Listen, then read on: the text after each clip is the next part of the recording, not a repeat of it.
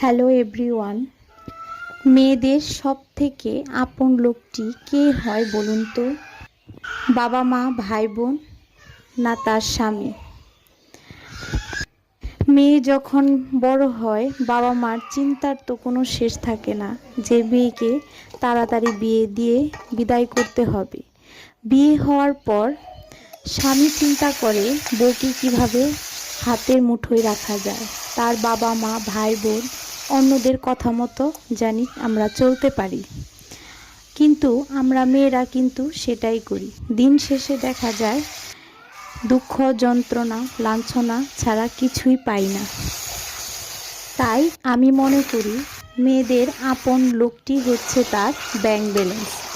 যে মেয়ের bank balance নেই তার কপালে কী পরিমাণে যে দুঃখ সইতে হয় একমাত্র সেই মেয়েটি বুঝে।